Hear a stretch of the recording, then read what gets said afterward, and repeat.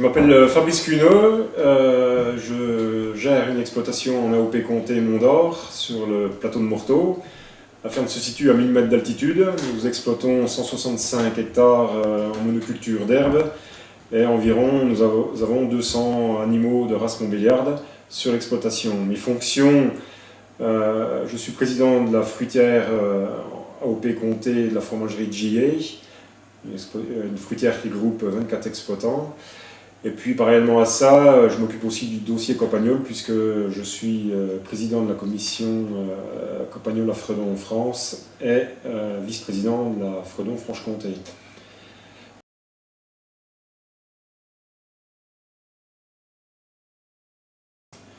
Donc, le point faible de notre exploitation est lié à la pullulation de Copagnol. Les Copagnols sont des rongeurs qui consomment essentiellement de l'herbe et en sortie d'hiver nous avons des paysages lunaires qui se dessinent puisque le Copagnol a mangé l'intégralité des prairies permanentes. Donc la conséquence de ça, bien entendu, c'est des problèmes d'autonomie fourragère sur nos exploitations. Donc on a des pertes de rendement qui sont de 20 à 70% sur les parcelles. Et bien entendu derrière, nous avons des gros problèmes pour reconstituer des stocks fourragers pour passer le cap des hivers, puisque nous avons une période de 200 jours d'hivernage sur nos exploitations pour nourrir nos animaux.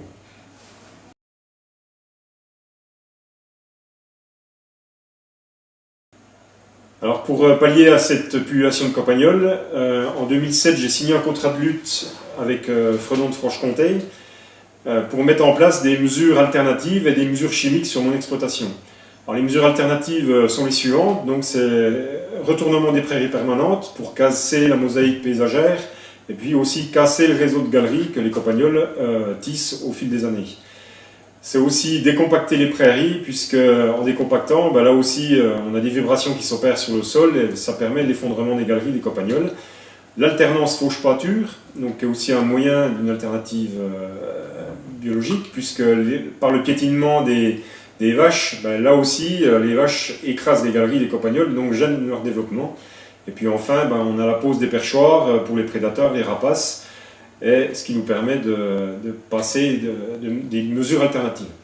Les luttes chimiques sont les suivantes, donc on utilise le pH3, c'est du phosphure d'hydrogène qu'on utilise sur les taupes pour lutter contre la taupe, puisque la taupe au préalable, c'est elle qui creuse les galeries, puisqu'une taupe est capable de creuser entre 500 et 800 mètres de galerie.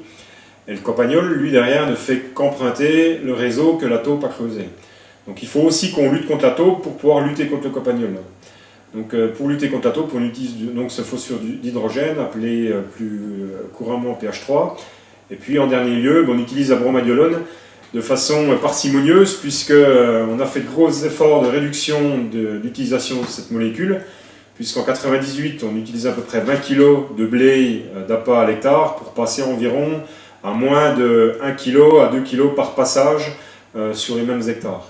Donc on a une réduction très importante de la consommation de bromadiolone sur nos exploitations, qui permet aussi parallèlement à ça de maintenir la faune non cible, notamment les populations d'hermines, de rapaces, de chats sauvages sur nos exploitations.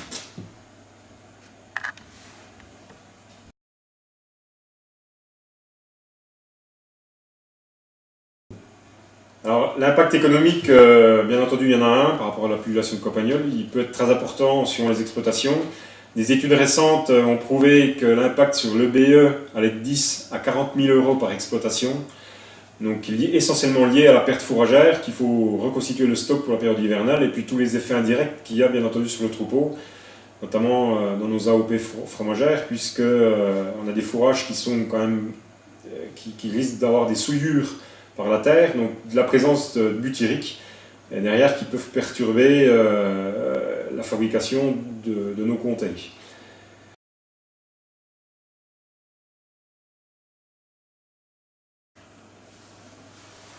Alors, ces techniques que je vous expliquais sont assez aujourd'hui méconnues par le public agricole, puisque c'est des techniques qui se mettent en place depuis quelques années, notamment tout ce qui est méthodes alternatives et aussi les méthodes chimiques. Donc pour ce faire, il faut vous mettre en contact avec des structures style Fredon qui permettront de mettre en place des contrats de lutte sur vos exploitations pour être capable de passer le cap des Copagnols. Aujourd'hui, nous avons aussi des agriculteurs qui sont à leur 4e cycle, passés avec succès. Donc cette méthode a fait ses preuves, et aujourd'hui nous sommes capables d'accompagner les agriculteurs pour maintenir leur autonomie fourragère, leur biodiversité dans leurs prairies. Et dernière chose, le FMSE, donc c'est le Fonds de mutualisation sanitaire environnementale qui a été développé par la FNSEA, qui permet aussi aux agriculteurs de se faire rembourser de toutes les mesures alternatives et chimiques qu'ils mettent en place.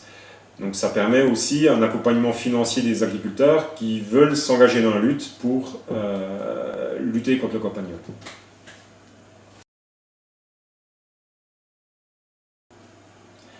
En conclusion, le campagnol a ravagé en 2012 60 000 hectares dans le département du Doubs, et cela a coûté à l'ensemble des agriculteurs qui ont été touchés environ 25 millions d'euros pour cette même année.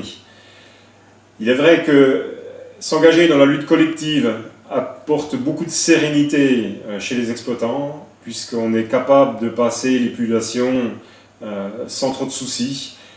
Bien entendu, ça reste un travail de fond à mettre en place sur vos prairies, mais néanmoins, la lutte contre le campagnol m'a permis d'acquérir moins de stress, beaucoup plus de sérénité. Parallèlement à ça, la lutte aussi du campagnol m'a permis aussi de mettre en place sur mon exploitation de la luzerne, puisque, comme je vous l'ai dit par ailleurs, on était 100% en monoculture d'herbe. Aujourd'hui, on apporte de la diversité dans la ration de nos animaux, la diversité, la biodiversité aussi, puisque dans ces mêmes luzernes, on travaille de concert avec les chasseurs qui, eux, ont constaté une présence de lièvres plus accrue sur nos planches de luzerne. Et puis enfin, tout ce travail se fait de façon conjointe avec les acteurs de la profession, ce qui nous permet d'allier à la fois de l'économie pour nos exploitations, de l'écologie aussi sur nos fermes, et puis de la biodiversité, puisqu'on maintient toutes nos prairies temporaires, nos prairies permanentes sur nos exploitations, sans dégrader cette biodiversité qui est chère dans nos AOP fromagers du Houdou.